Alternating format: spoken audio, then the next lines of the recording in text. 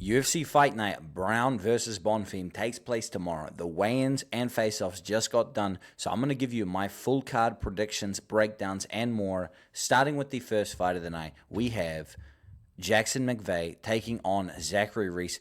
Guys, this is a short notice fight. This fight only got announced a couple of days ago. Originally scheduled, Jackson McVey was supposed to take on Rob Valentine. Now, this is a catchweight bout, I believe at 195 pounds, where Zach Reese is stepping in. And I'm going to talk to you about a few reasons why I like Zach Reese in this spot. Number one, he trains very close to where this event is taking place, meaning that despite the short notice call-up, he's not going to have to travel too far to get there. You know, there's not going to be any jet lag, anything crazy like that. He's probably been in camp, you know, training to be prepared for a fight near the end of the year already. He is already a guy that is as large as somebody like Jackson McVey, so the catch weight actually benefits him here, not having to be sucked out and drawn out in weight. Plus, Jackson McVey, I do believe, is just not very good comparatively to a lot of the competition that we've seen Zach Reese take on. You know, if we look at Zach Reese coming into the UFC here, he defeated Julian Macias in about 20 seconds with that uppercut, finished him up. Decision victory over Jose Medina. Then he catches, a bit of a break here against Azamat Bakoyev by getting knocked out via ground and pound. And this is something that I do have of a concern of Zach Reese, is him hanging out in bottom position against, more powerful wrestlers and being finished up, because we've seen it now twice. Cody Brundage and Azamat Bakoyev have finished him, obviously in different ways, but both of them by utilizing top control and finding a finish from there. Obviously, it goes out there, defeats Dusko Todorovic in a decision that honestly was a little bit shaky in the first round, but he managed to battle through, fight the full hard 3 rounds and very clearly win the second and third round, in my opinion. So Zach Reese, has showed that he can go the full 15. Then we have the Cedric Dumas incident where he fouled Cedric Dumas. I do believe he was going to go on to win that, but I guess we can't say for absolute certainty. On the Jackson McVey side here, all of these guys are cans. Like you go through and you look at these guys' records, they are just cans. 3-2, 7-13, 1-1. He then fights Bruno Ferreira and gets his arm ripped off of him. I will say Bruno Ferreira is a bit of a wild card, so you can't really look at that performance and say, oh, he's bad for losing in round 1 to Bruno Ferreira, because Bruno Ferreira is very dangerous, both with his submission arsenal and his striking. So Jackson McVey, I'm going to just take the fact that I have seen him into the UFC and lose, and also his muscle tone doesn't exactly look to be there. The snap on his shots, I think, is not going to be enough to deter Zach Reese, who is a pretty big force himself. So I'm going to take Zach Reese here. I like his camp. I like, the maturity in his performances that we've seen since entering into the UFC. My one concern is those people spending extended periods of time in top control. That is something we've seen him struggle with. And also in the Dusko Todorovic, we did see Zach Reese leave his neck out there a little bit too long in the wrestling exchanges. But outside of that, I think he wins this fight, and I do have some action on him as well. Then we have Miles Johns taking on Daniel Marcos. This is a bantamweight matchup here where Miles Johns is also, not exactly coming in here on full fine form, shall we say, because Daniel Marcos is, coming in off of 1 loss. We have Miles Johns riding a 2-loss streak, and we know in the UFC that if you're coming in on 2 losses, you're probably fighting for your job. Unless you've got some very high entertainment value, you're a notable name.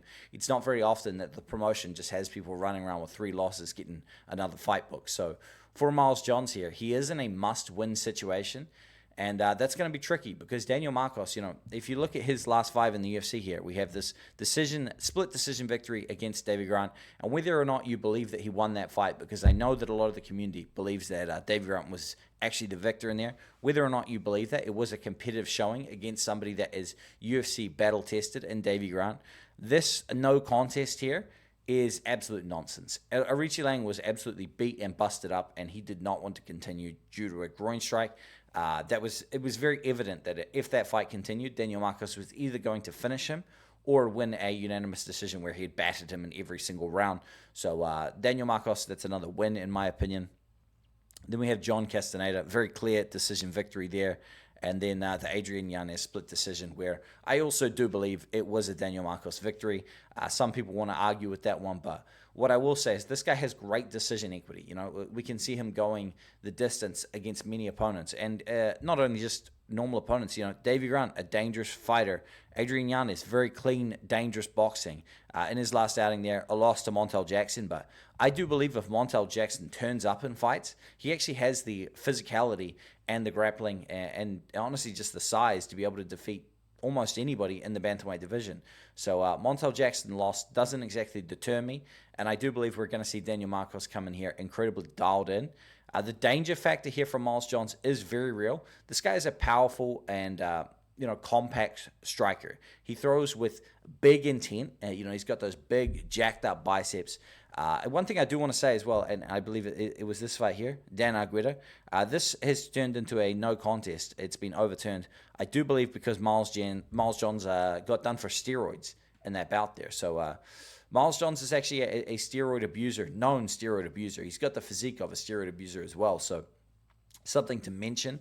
That aside, even if I assume that he's coming in here roided up and coming in and throwing these massive strikes, I still believe Daniel Marcos is going to be the more active striker, and I think that he's going to catch Miles Johns probably 2-1 on total strikes. So I think that I like Daniel Marcos here. I like him to win by decision, but a KO is not off of the cards because you can see this dude, it's death by 1,000 cuts, but he will beat on you. But with the durability that we've witnessed from Miles Johns in fights, even where he's lost, I do believe that this is probably going to go to the scorecards, and I like Daniel Marcos to win it by unanimous decision.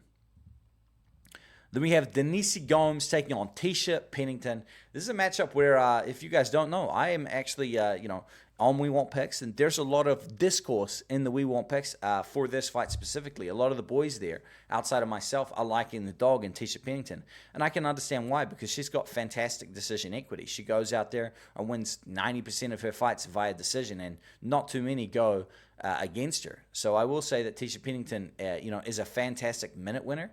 But she's a little undersized here, and that's going to be evident because Denise Gomes, if you look at her last few victories, we're talking a knockout over Jasmine Yaragri, and I believe that took place in 20 seconds or something like that. Crazy KO upside here. Her loss here to Angela Hill by decisionator, Angela Hill, that is 2 years ago as well, and she's only a young fighter at 25 years old, almost 26. But, since then, a split decision victory over Eduardo Mora, defeats Carolina Kalkovic very evidently, and then last time out, some ground and pound, finishing up Elise Reed there. While these aren't necessarily over immaculate competition, Denise Gomes is absolutely the danger in this matchup here. And while she is a relatively large favorite, I will say it's for decent reason. A 2-1 favorite here over Tecia Pennington, who's 36 years old, undersized in this division. I believe it's just going to be Denise Gomes walking her down and landing the more impactful shots. Now, will Tecia Pennington land more shots? I do believe she will. But I think Denise Gomes is going to have Tecia Pennington bloodied up by the second round and potentially have knockdowns in the first and the second round. I only think the only way that we could see Denise Gomes lose here is if Tecia Pennington gets the wrestling going. Turns into a little Dagestani. But I don't think that's going to happen. We've seen Denise Gomes deal with the wrestling better as her career has progressed. So I'm taking Denise Gomes here, and I actually have a relatively high confidence that she gets it done here. Then we have Josh Hokit taking on Max Gimenis. Max Gimenis is doughy. He is a former Brazilian jiu-jitsu nerd. This guy's got more grappling matches than most of you have had hot breakfast. And I don't think it's going to mean absolute jack shit here against Josh Hokit. Josh Hokit isn't exactly a world beater, but this guy's like a Jailton Almeida whitewashed American fighter. This guy is he's just going to rack up control. And if you give him an opportunity to land ground and pound or get a submission, then he'll go for them. Otherwise, it's going to be position over submission, position over ground and pound. He's going to ride you. He's going to take you down. He's going to use damage mitigation. And I believe against Max Gimenis here, outside of like a rogue potential submission where Max Gimenis goes for a guillotine or a heel hook or something like that, I think it's Josh Hokit all day here. As far as wanting to bet on it goes, I have placed a small bet here of 1 unit with Josh Hokit in a parlay, but outside of that, anything wild could happen here. I do think this fight ends under 1.5 rounds. Give me Josh Hokit to win this fight. I'm going to say by knockout, by some ground and pound after Maximinus gasses out because he's out of shape and just fat. So give me Josh Hokit. We have Mayra Bueno Silva taking on Jacqueline Cavalcanti. And if you look at this absolute shiny record here from Mayra Bueno Silva, we have a win against Lena Landsberg, of all people, 2 years, 8 months ago. The submission victory over Holly Holm overturned. I do believe that was for a minor infringement, shall we say. I don't know if it was some medication that she was on or something. I don't think it was a steroid suspension. I could be mistaken, though. That's just from memory. Then we have a loss to Raquel Pennington. We have the Macy Chierson doctor stoppage, very infamous, where she was starting to come back alive in that fight there. And then the Jasmine Jazz Devicius loss as well. So, one thing I look at here is the strength of schedule. And Jacqueline Cavalcanti, 5 straight victories, She's defeated Melissa Croden, which is aging well now that she's in the UFC, Zara Fan, Josiane Nunes, the little bowling ball, Nora Cannoli, and then Julia Avila. One thing I will say is that you can throw almost all of these victories in the trash. They don't mean that much against the level of competition that you've seen Mayra Bueno Silva fighting. So then you have to take other factors into account. I like the reach advantage that Jacqueline Cavalcanti has. I prefer her striking to Mayra Bueno Silva's, and I do like the youth here. As far as actually wanting to bet on her as a minus 250 favorite, I didn't touch this fight in any capacity. So I'm going to take Jacqueline Cavalcanti here. I'm going to say that she eliminates Mayra Bueno Silva from the UFC, but my confidence level is low in this one. I'm going to say she wins via decision. Jacqueline Cavalcanti via decision, low confidence. Then we have Ricky Simone taking on Raoni Barcelos. This is one of my more confident plays on the card, and I'll talk you through why. Ricky Simone is my more confident play on the card. However, I did say that I just watched the weigh-ins and the face-offs before then.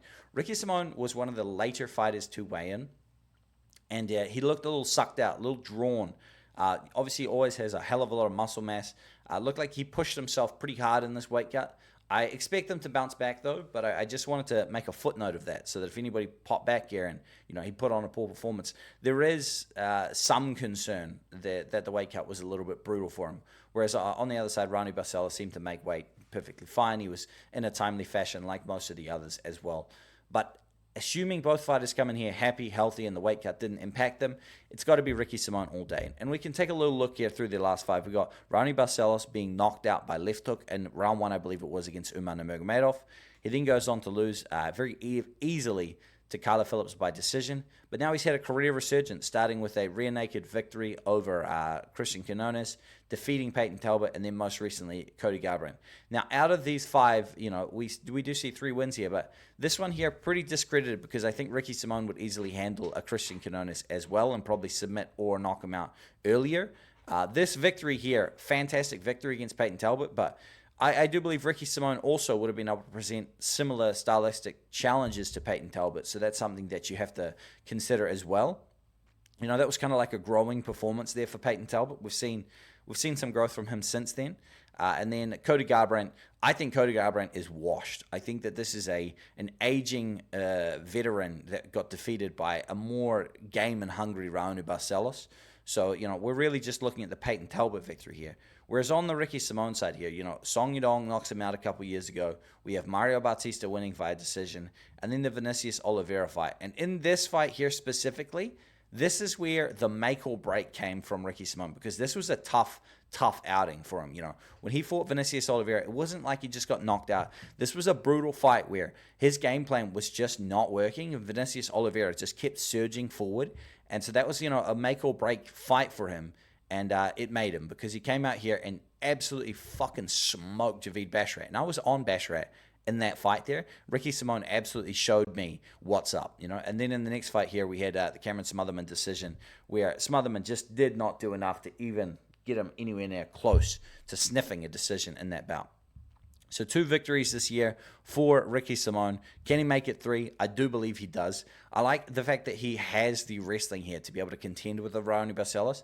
In the power, I think it's Ricky Simone all day. He's got the youth, he's got the physicality, and I think that this dude is absolutely dangerous, and people are forgetting it here. So at a slight favorite of minus 175 here. I think this is one of the sneakier, better plays here on this card. So give me Ricky Simon to win this fight. And I'm going to say he even finds a finish. So, yeah, high confidence play here. Ricky Simon to defeat Raoni Barcelos. Let's move on. We got Jamall Emmers versus Hyder Amil. And if you squinted right now, you could tell me that this was Kevin Holland versus Stephen Wonderboy Thompson. You know, I mean, the photos here are just going crazy. We've got handsome Hyder taking on Jamall Emmers, a.k.a. Pretty Boy. This is going to be a banger matchup. Both these guys, unk status, you know, above the age of 35, inside of the bantamweight division. So, featherweight division, my apologies. Inside of the featherweight division here. Hyder Amil, a.k.a. the Hurricane, taking his first ever professional loss last time out against Jose Delgado. He lost by a fucking brutal knee that Delgado landed. And make no mistake, you know, that was only 4 months ago. First KO loss. There are questions about durability. I do understand. On the other side here, it's been win-loss for a while for Jamall Emmers. Look at that. You know, they lost to Jack Jenkins. This one here was a robbery, though. So we could say that's 3 straight here. We really could, because I love me some Jack Jenkins. I thought he lost this fight. I really do. Then we had Nate Landwehr finishing him up in a fight where Jamall Emmers was out ahead early and then faded. Last time out against Gabriel Miranda. You can completely throw that one in the trash. I think Gabriel Miranda is no good. No good, man. So we got Hyder Amil, the Hurricane, taking on Jamall Emmers. If this knockout had not happened on the Jose Delgado side, this line would not look anywhere near this. I think you'd see Hyder Amil sitting at like a 2-1 favorite. Now it's an absolute pick'em, and I believe that's just due to the questions of durability, because if you assume that Hyder Amil's chin was going to be there like it's been before, I think he runs away with this. I think that the pressure and pace that he sets would absolutely break somebody like a Jamall Emmers. I'm going to take a leap of faith here and say that Hyder Amil is happy and healthy. And I'm going to say he goes out here and does what he does, puts an absolute pace on Jamall Emmers, and finishes him up. So I'm going to go Hyder Amil to win inside the distance, rounds 2 or 3. Let's go. Then we have Marco Tulio taking on CLD, Christian Leroy Duncan. Leroy Duncan.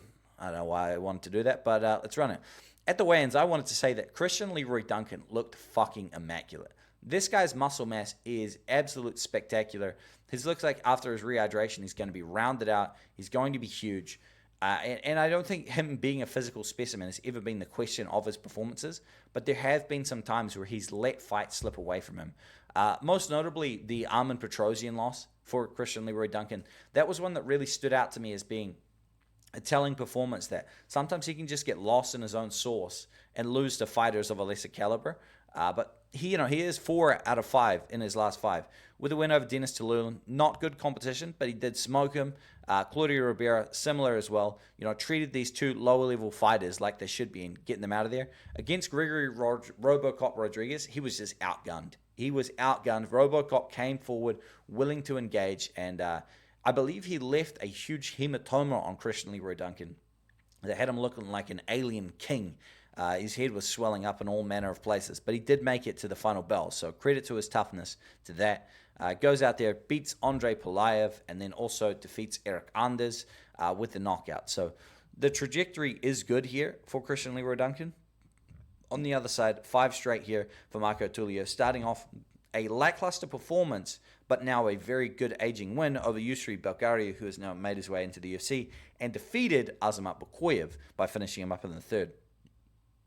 Then we had a win in LFA outside of the UFC, back onto the Contender Series, gets an impressive finish, signed to the promotion, defeats Ihor Peteria, defeats Trey Sangor. These are 2 lower-level competition fighters, but I'm going to say right now, we have not seen Marco Tulio lose under the UFC banner, and this win over Yusri Belgaria is actually aging incredibly well, and you could take some merit from that into this matchup here, because CLD is a guy that likes to fight at range, he likes to use his athleticism, and I think Marco Tulio can find a way to shut down that game plan.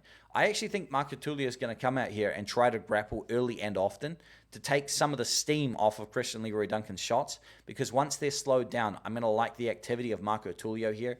I think Marco Tulio to win by decision is one of the more undervalued plays on this card, and I think that he could absolutely extend CLD here and either win by decision or a late finish. Give me Marco Tulio, though. We're going to lean towards a decision victory. Marco Tulio to win by decision is going to be where I run with this. Then we have Ismael Bonfim taking on Chris Padilla. And this is where the controversy kicks in, because Ismael Bonfim, he's lost 2 of his last 3, which is it's concerning, because this was a guy that was a hyped up prospect coming into the UFC, and he's fallen short a couple of times now. Whereas Chris Taco Padilla, his career trajectory is actually overperformed. Coming into the UFC here, defeats James Yontop. There's a short notice matchup here. Rear naked submission sunk in. Defeats Rong Zhu. I had Rong Zhu, I believe, as my slam of the week, maybe that week. And Rong Zhu was starting to come alive, and Chris Padilla absolutely elbowed his eye into oblivion. So I'll admit when I'm wrong, and Padilla proved me wrong on that night. He then goes out there, defeats Jai Herbert by split decision. This wasn't exactly a super exciting performance, but anytime you can get a win over somebody like Jai Herbert, I think that's a feather in your cap, even to be able to make it to the decision there and have it competitive enough that it can go your way. So good decision equity showcase there from Chris Padilla as well. The dude's won 5 straight. He's an underdog coming in here. If we look here, Ismael Bonfim wins on the Contender Series, comes in here, finishes up Terrence McKinney, runs into Benoit Saint Denis and gets smoked, then goes on to defeat Vince Pichel in a very lackluster performance, then last time out stopped by Nazim Salikhov. So I don't love the trajectory here of Ismael Bonfim. The 2 times that he's had fight finishers standing across from him and he hasn't been able to get them out of there early, he has been finished up himself here. And I know that there's some circumstances behind that, but I don't love it here. And so I'm leaning towards the value being on Chris Padilla here. The fight finishing upside that we've seen from Padilla so far, both outside of the UFC and inside the UFC, I like that he's a fight finisher, and I don't think he's a fucking pussy. So I'm going to go Chris Taco Padilla here to be able to finish up Ismael Bonfim. And Ismael Bonfim came in 5 pounds over the weight limit for lightweight at 161 pounds.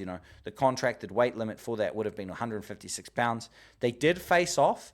I'm not certain if this fight will go ahead. If it does, I've got to go with Taco Padilla here. Then we have Muslim Salikhov taking on Uros, the Dr. Medic. Muslim Salikhov is another fighter that has absolutely overperformed to my expectation, because when I saw back here when Randy Brown finished him up, with the boxing combinations, I thought to myself, Muslim Salikhov, he might be done. Boom, boy was I goddamn wrong. Goes out there, beats Santiago Ponzinibbio by decision, then goes on to knock out Kenan Song in round 1 with a spinning wheel kick knockout, then goes on here to defeat my Slam of the Week pick, Carlos Leal, with a counter right hook that got Islam Makhachev bouncing up out of his seat like it was the frickin' absolute cinematic moment of the year. And I got to tell you, man, at 41 years old, this dude still kind of has it. He reminds me of an Azamat Murzakanov, where his ability to find the chin is just excellent. It doesn't seem like it's fading with age. It seems like this dude is a, king of kung fu, a master of sport, a master of combat, and even at 40 years young, man, he is still putting it together. On the Uros Medic side, man, this guy comes into the UFC, knocks out Matthew Semmelsberger in a fight where he was dropped, and Matthew Semmelsberger now cut from the UFC. Miktabik Oralbai goes out there and cranks him on short notice coming up from a lighter weight class. Then Tim Means as well, another aging veteran, getting finished up by Uros Medic. Puna Halisario knocks him out. We had Puna as the official underdog opportunity in that matchup there. And then that win over Gilbert Urbina also dropped in that fight. So a lot of chin concerns and defense concerns there for Uros Medic. So I'm going to go with Muslim Salikhov to win this fight by landing a vicious right hand as Uros Medic does his tall guy defense, leans back, his chin exposed, and gets dropped by an overhand right. That's where I'm going to go with this one. Muslim Salikhov, underdog pick. Let's run it. Then we have Matt Schnell, the Danger, taking on Joseph Morales. And this one here, guys, I honestly saw this fight, initially thought maybe Matt Schnell could be an underdog, did the tape on both these guys, and decided Joseph Morales is a goddamn lock. This is a leg of Slam of the Week. Joseph Morales is coming in here absolutely motivated as ever. If you go back to 2018, he loses in the UFC and then comes back here, goes out there, defeats a whole bunch of competition, goes on the Ultimate Fighter, wins the whole goddamn thing. Now he's coming into the UFC, feeling himself higher than ever. I like this dude's grappling. I like his durability. He got cut from the promotion before and grinded his way back, and I think that he's going to be able to come out here and defeat Matt Schnell, who is absolutely on the tail end and fizzing out of his career. This win over Jimmy Flick is everything you need to know. Go back and watch that fight. Jimmy Flick is not that good. And Matt Schnell went to war with him and back. And he was also stuck in grappling transitions. The striking wasn't as good as you'd like it to see. There are chin concerns for Matt Schnell. I like Joseph Morales here, and I think he wins inside the distance. Let's go.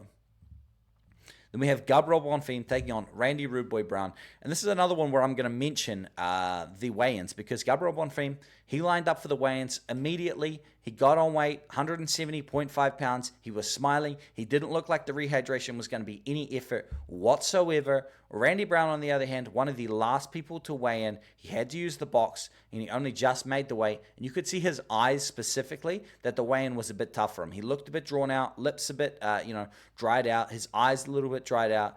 Gabriel Bonfim is going to come in here at 110%, and I do believe that this last win of his was still motivating enough for him to really push his cardio and come in here a little bit lighter and leaner. So I think Gabriel Bonfim is going to look the best he ever has. I expect him to take down Randy Brown, where I have seen in points in the past, Randy Brown giving up positions where if Gabriel Bonfim can get to them, his front chokes are nasty, and I expect him to either be able to land a guillotine here, a rear naked choke, a Von Flu, a head and arm triangle choke. His arsenal is vast, and all of them are technically proficient and dangerous. Gabriel Bonfim, by submission, if he doesn't accidentally knock out Randy Brown, Gabriel Bonfim inside the distance, one of my more confident plays on the card. Thank you all for watching, guys. I hope we make some goddamn money tomorrow. And I cannot wait for UFC 322 as well. If you want to sign up to We Want Picks and unlock my premium plays, the link is in the description of this video, guys. It's only $10 a month.